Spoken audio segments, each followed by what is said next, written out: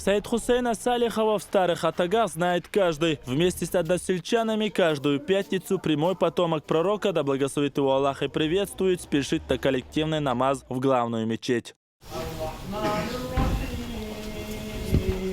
В большой семье Салиховых самый старший дедушка Саид Хашим, 38-й потомок пророка Мухаммада, мир ему и милость Аллаха. В этом году ему исполнится 80 лет. Родные часто обращаются к нему за советом. Несмотря на преклонный возраст, он хорошо помнит некоторые истории, рассказанные ему отцом.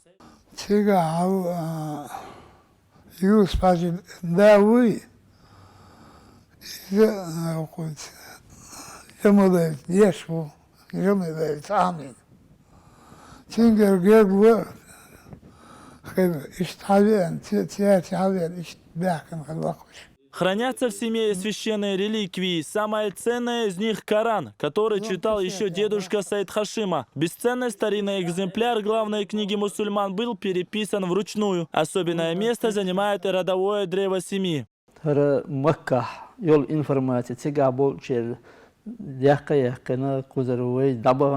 Совместно. Мухаммад поймет, дау, иштарцун яхина, качалс.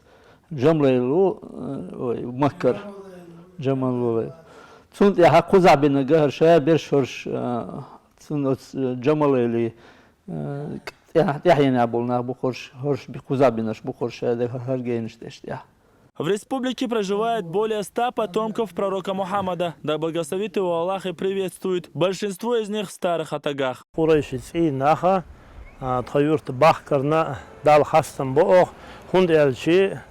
Elçinin sallallahu aleyhi ve sellem stiglah boluş bolu tiyşem iza stiglah sidir şihilerdu lettah bol tiyşema od elçin düzel hilerdu şun yallık taqi tiyşem düni doğur sahiler kıymeti sahiler iştehara Kureyşit inah tayur tahiler taq dakki diye daşdu bama bizar liram ba'de disi ştuyga balur ba'd sıkıra dalah dagsa horş bizar taq horş tayur tahiler دقي دي دش نقطة هندر درجي بركة خير سدلون ديل. Саид Хашим рассказал и то, как появились здесь потомки Мухаммада, мир ему и милость Аллаха. По его словам, в 19 веке двое сыновей имама Мекки Джамалейла, Саид Салах и Саид Альви, решили посетить Чечню. Когда они прибыли на территорию республики, их разместили в селение Кошкильды. Но позже общим решением всех известных устазов семьи потомков пророка поселили в одном из самых благодатных селений – Старые Атаги. Сегодня Салиховы, так же как и остальные жители, работают, учатся и ведут домашнее хозяйство. Ахмед Жабраилов, Адам Чекуев и Дауд Куруев. Новости.